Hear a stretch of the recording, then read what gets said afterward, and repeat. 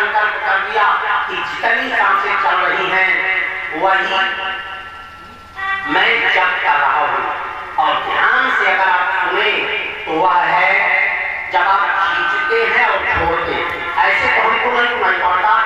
कभी अगर आप सर्दी के शिकार हो जाएं, कान नाक जाम हो जाए, ऐसे करो तो सुनाई पड़ता है सो हम सो हम सो हम, ऐसा भी नहीं पड़ता है। इसी को कहते हैं अजपा जप। तो अगर 1 मिनट भी आपने प्राणायाम से अपनी प्राणवायु की 4 श्वासें आपने रोक ली तो जीवन की 4 श्वासें और लंबी हो गई। क्योंकि जीवन की लंबाई वर्ष में नहीं आती, श्वास में आती है। ये हुआ प्राणायाम। अगली बात आती है प्रत्याहार। प्रत्याहार माने प्रति आहार। प्रति आहार, प्रति माने की ओर, आहार माने भोजन। अर्थात इस शरीर में कैसा भोजन हम दे रहे हैं, ये सबसे महत्वपूर्ण है। जरा विचार करो, आप कोई एक गाड़ी खरीदते हो 50, 60, 1 लाख, 1,60,000, 1,80,000 की बुलेट आ रही है। लोग कहते हैं हमने देखा नहीं।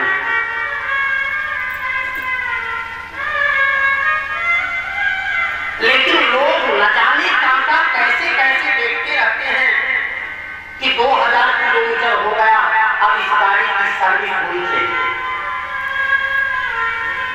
तभी आपने विचार किया ये मशीन, ये गाड़ी जो परमात्मा ने आपको सौंपी, इस गाड़ी की भी सर्विस तभी होगी।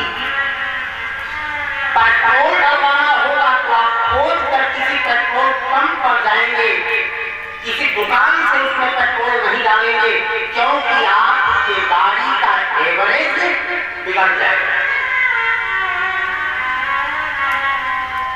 दुकान से भी पेट्रोल डाल दीजिए कभी, लेकिन आपको उस 50,000, 1 लाख की गाड़ी से इतना मोह है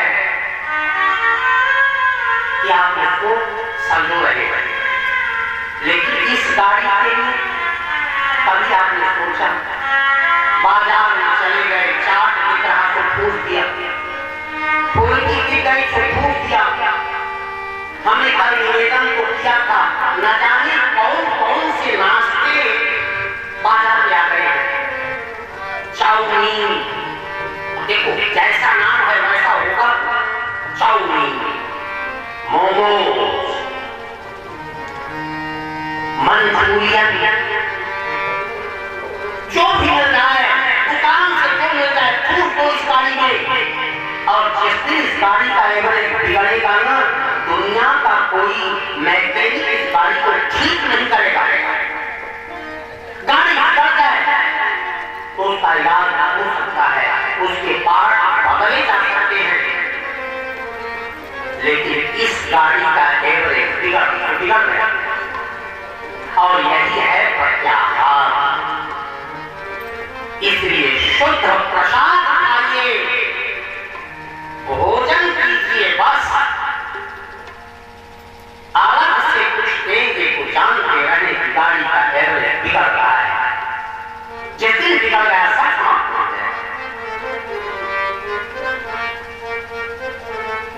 शिवदेव जी कहते राजन और शब्देव जी अपने पुत्रों को समझा रहे हैं प्रत्याहार। और जानते रहे शास्त्र का एक नियम है, जैसा भोजन होगा वैसा मन बनेगा। अक्सर लोग कहते हैं संत जैसन खावे अन्न वही शरीर तुझे मन। इसलिए अन्न को एकदम शुद्ध आप मशीन में डालें,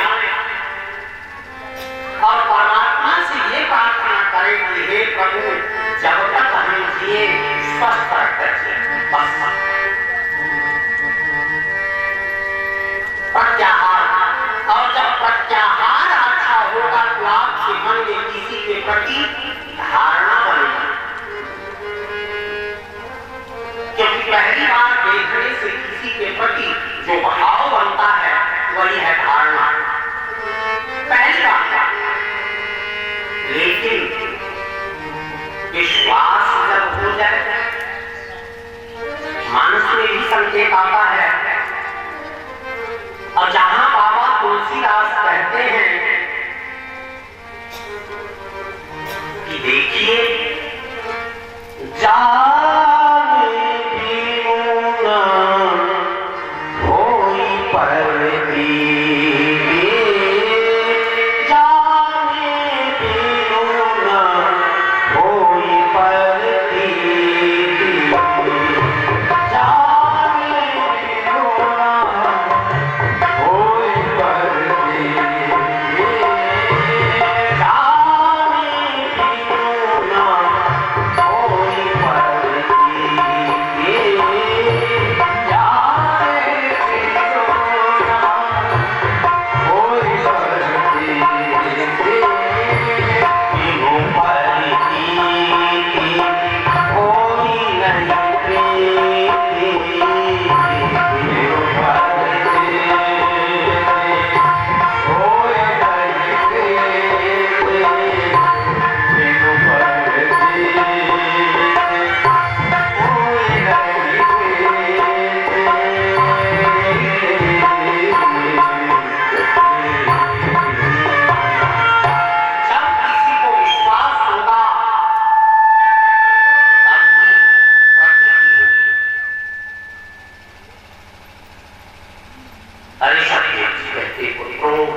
किसी के प्रति हमेशा अच्छी धारणा बनाओ,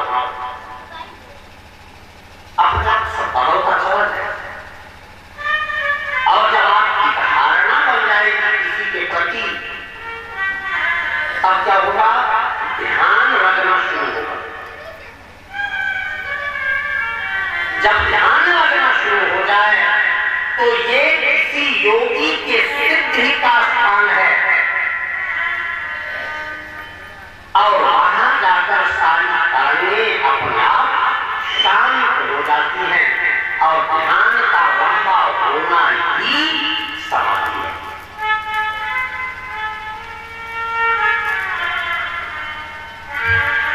अर्थात इनकी पूजा पद्धति देखें,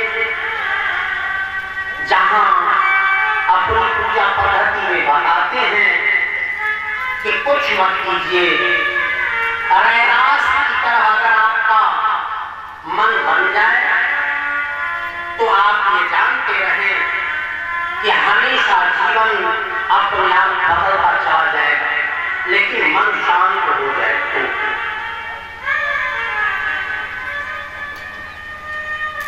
बताते हैं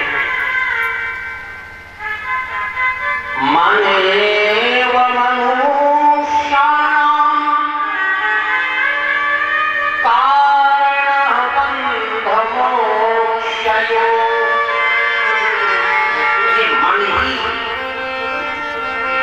बंधन और मुक्ति का कारण है।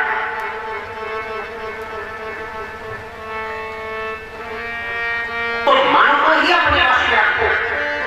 ध्यान रखिए, इस शरीर के जितने भी अंग हैं, उन अंगों में 19 तत्व ही प्रधान हैं, एक तत्व अलग से।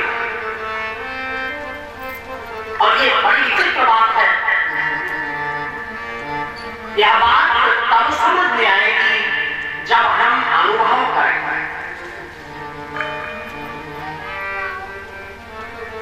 इसी बात को समझाने के लिए श्रीधर स्वामी पाद जी ने एक उपाख्यान दे रखा है।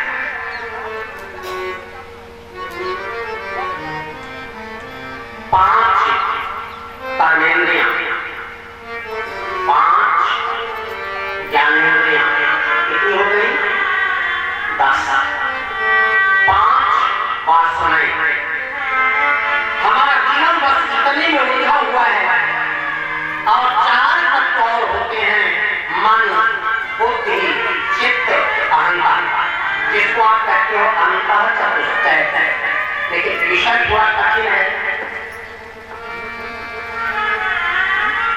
19 तत्व हो गए, 5 ज्ञानेंद्रियां, कर्मेंद्रियां, वासनाएं। लेकिन इसी बात को सांख्य दर्शन के लोग कहते हैं पंच महातत्व, चित्त, जल, पावक, बदन, समीर, अष्टधा प्रकृति, 8 8 13,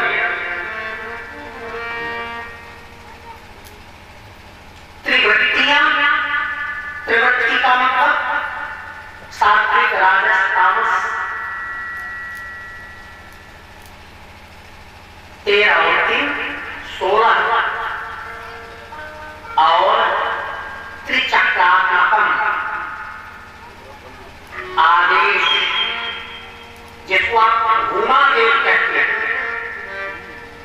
अगर इसमें कोई निर्गुण निर्विकारी होंगे तो घुमा देव की जो परिक्रमा है वहां उस घुमा देव की पराकाष्ठा में, अर्थात ये भी केवल 19 तत्व और इन्हीं 19 तत्वों से सारी सृष्टि का निर्माण होता है और इन्हीं 19 तत्वों से ये सब कुछ बनता है।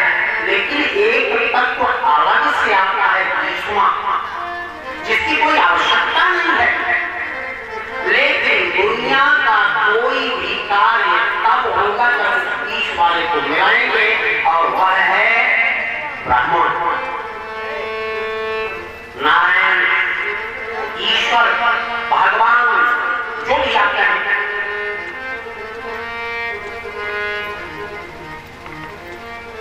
महाराज भरत कहते हैं, श्री भरत स्वामी पाद एक कहानी के रूप में आप देखो, जैसे एक सेठ थे, उनका अंत समय आया, उन्होंने अपनी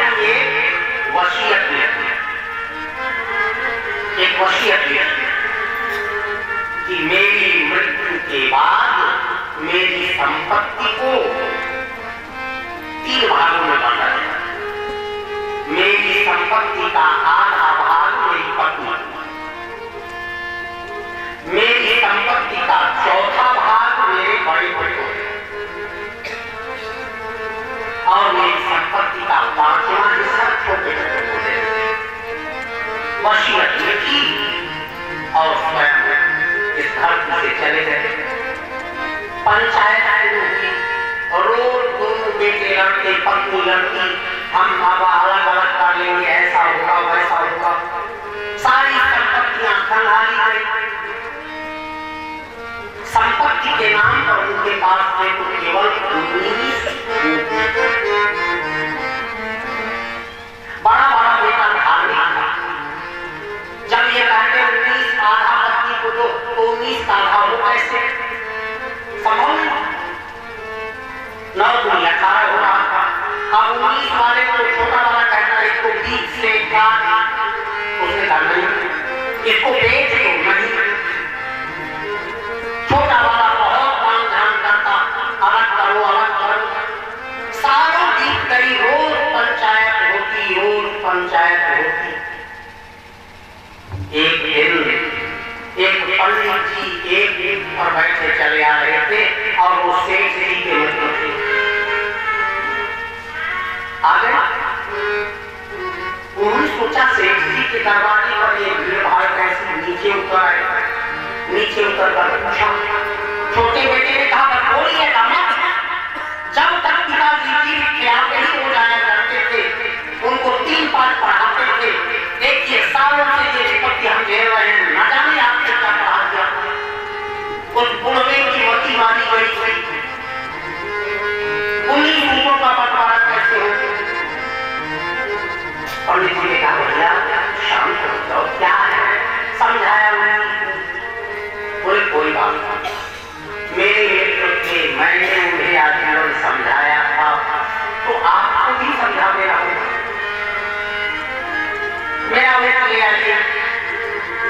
वो 20वां ऊँट भी ले आकर उसी में डाल दिए। बोले अब बंटवारा कर, 20 का आधा 10 पत्नी को दे, चौथा हिस्सा बड़े बेटे को, 20 का चौथाई 5 बड़े बेटे को दे दिया, 20 का 5वां हिस्सा 4 छोटे बेटे को दे दिया, 10 पत्नी को दे दिया, 5 बड़े बेटे को दे दिया और 4 छोटे बेटे को दे दिया। 19 हो गए। उन्होंने कहा बस मेरा हुआ बन जाएगा। इस तरह से इस दुनिया का सारा कारोबार दुनिया के मैटेरियल से होता है,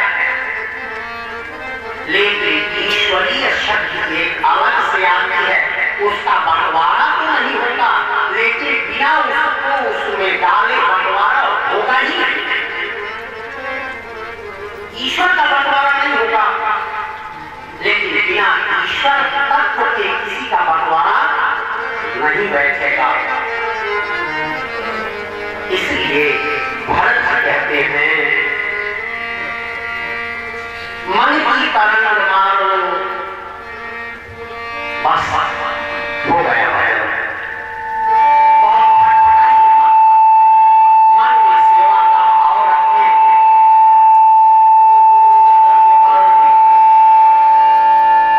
मन की तरंग मार लो,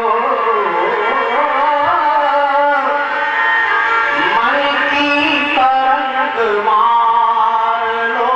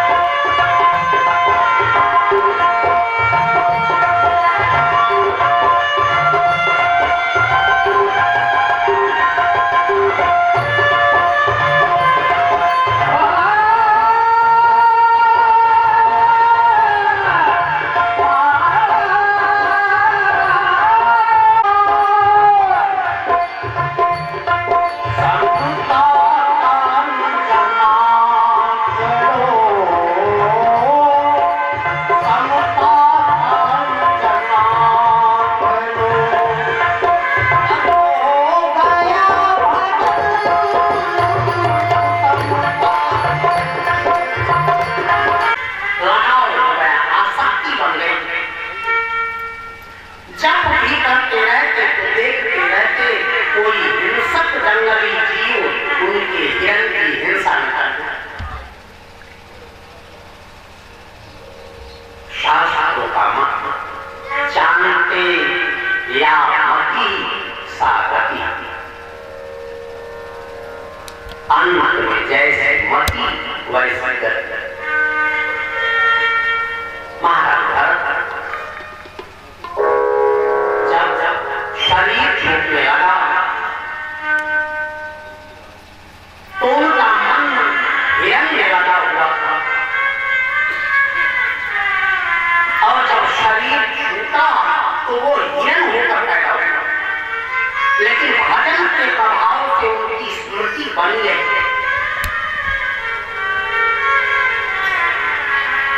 जंगल के सभी हिरण हरी घासें खाते, लेकिन ये भारतवर्ती हिरण केवल सूखे पत्ते खाता, सूखी घासें खाता, क्योंकि वो जानता था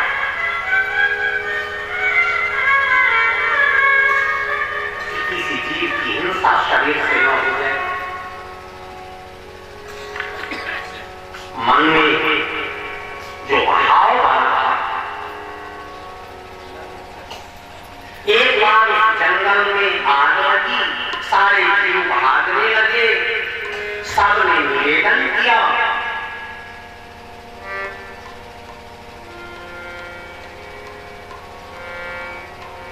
यहां से भाग चलो।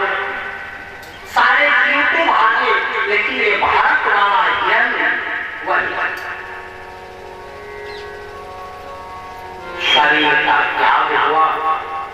अगले जन्म में अंगिरस गोत्र में ब्राह्मण के घर पैदा हुआ। भरत जी के 3 जन्मों की कथा है।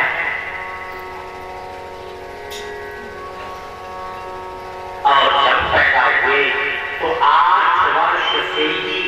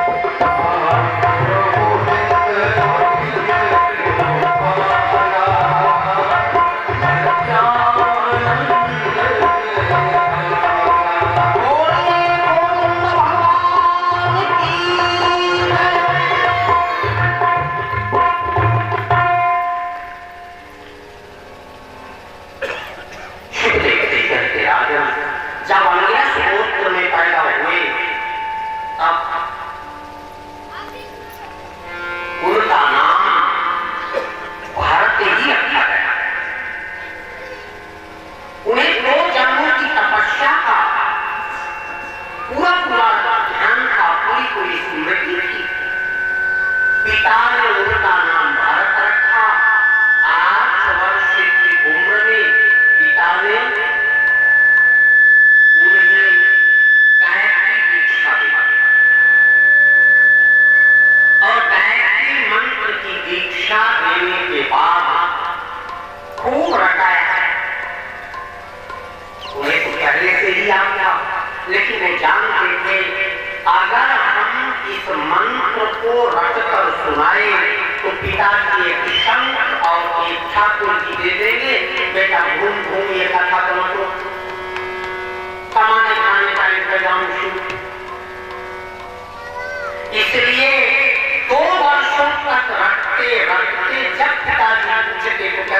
नहीं मालूम, हम पढ़ा नहीं सकते, हमारी स्मृति नहीं है।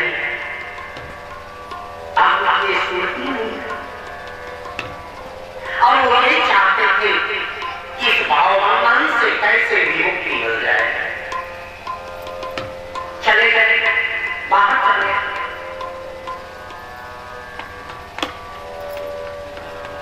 जब पिताजी ने देखा कि ये कुछ रखता पड़ता नहीं है, तब इसको समझ लिया कि ये जड़ बुद्धि का है और इनका नाम रख दिया जड़ भरत। और जड़ भरत जी केवल खाते, अपना भजन करते और भजन करके पड़े पड़े। जब तक पिताजी माता जी थे तब तक तो बच्चे का स्नेह था, पाला पोषा बड़ा। बड़े भाई थे, उन्होंने भी पालन पोषण किया। छोटे भाई थे, वो भी या जानते थे कि ये पागल है तो इसकी सुरक्षा कर। किंतु जो भाभियां थी उनको ये अच्छा नहीं लगता। लेकिन भारत जी ने अपने मन की सारी तरंगों को समेट रखा। भाभियों की ओर से 2-4 दिन रूखा सूखा जो बासी भी मिल जाए उसे भी पाकर ठंडा जल पीते और भजन करते।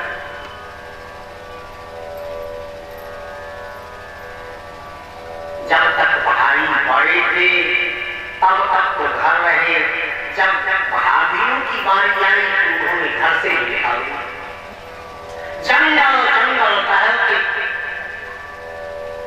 अवधूत देश में पागल की तरह किसी मेड़ को तकिया बनाते और जमीन को ही गड्ढा समझते वही सो जाते और दिन रात केवल भगवान नाम संकीर्तन करते। शिवदेव जी कहते राजन, एक दिन सिंधु सौवीर प्रांत का नरेश रघुगण उस रास्ते से सत्संग के लिए कपिलाश्रम जा रहा था और यही उनका आश्रम था। भरत नहीं बेटे थे। कपिलाश्रम जा रहे थे तो मन में बात आई, बीच में मिथिला है, जनक जी से भी सत्संग होता जाए। वो भी बहुत ही, जनक जी का नाम विदेह है, बिना शरीर वाले हैं, केवल वेदांत की बात।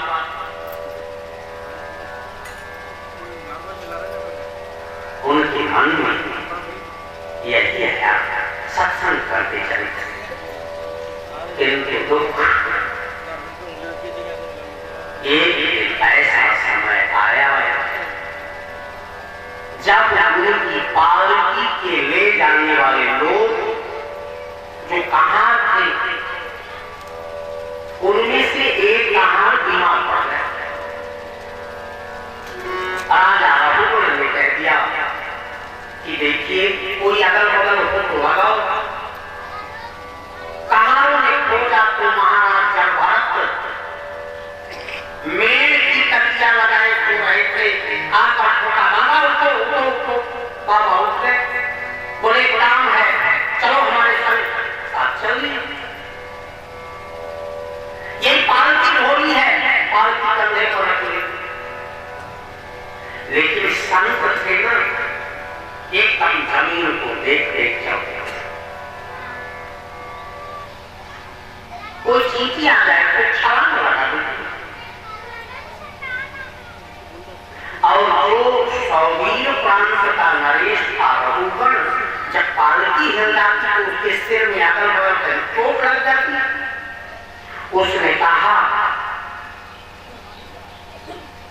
इतने हट्टे कट्टे मोटे तगड़े दिखते हो, पालकी ले चलना नहीं आता, तुम्हें पालकी ले जाना नहीं आता। और जब पालकी ले जाना नहीं आता तो बार बार ऐसा करते हो, तुम दंड के अधिकारी हो, मैं तुम्हारी चिकित्सा करूंगा, तुम पागल से हो गए हो। अब भारत जी से रहा नहीं गया क्योंकि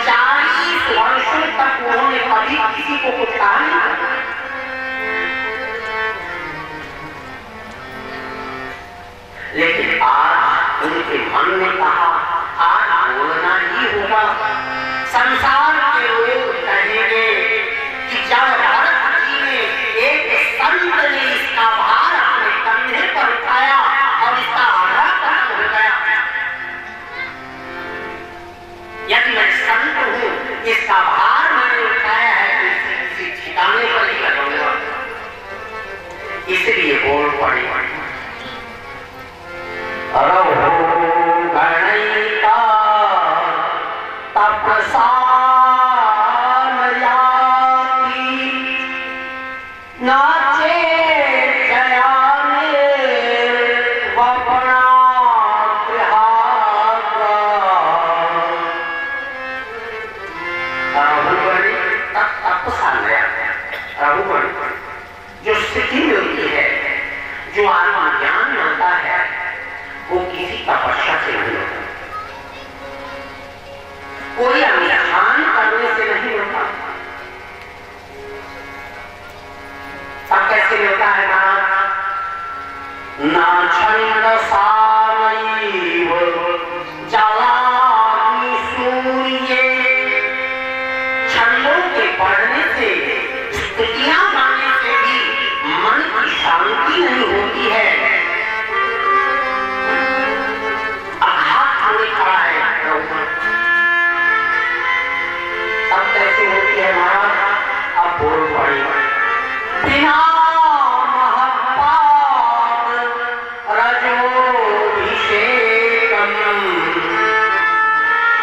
बिना किसी संत की चरण शरण ग्रहण करने के किसी की मृत्यु हो ही नहीं सकती। इसलिए संत की शरण करो। अब उसे धारण करो, पालती रखो, रखो नीचे रखो, नीचे उतर कर उसने पूछा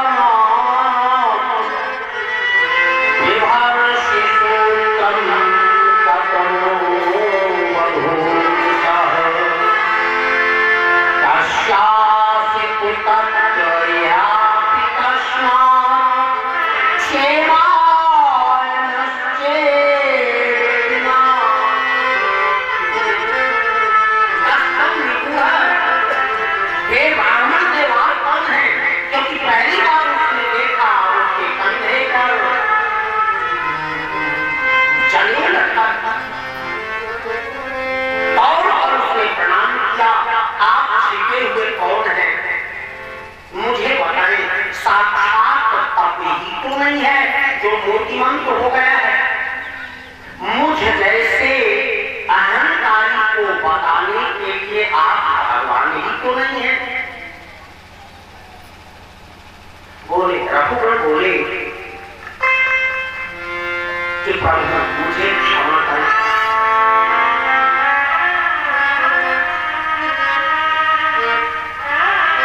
भरत ने अपना जीवन उन्हीं बताया और ये कहा आप किसी संत की शरण ग्रहण करने आपको मुक्ति मिल जाएगी, यही वेदांत सार है। उसे हमारा एक समय और अगर शरीर को तपाया जाए, शरीर को कष्ट दिया जाए, तो क्या आत्मा को भी कष्ट होगा?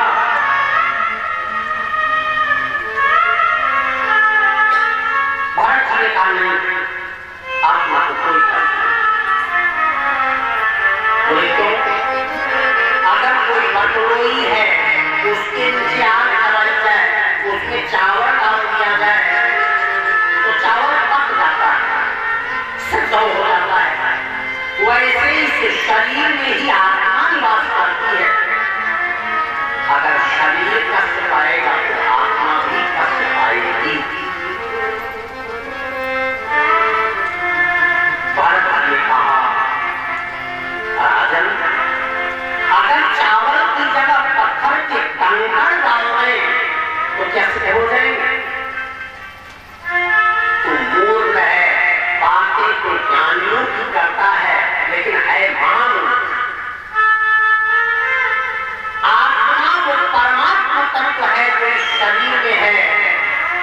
शरीर के सुख दुख केवल अनुभूति के विषय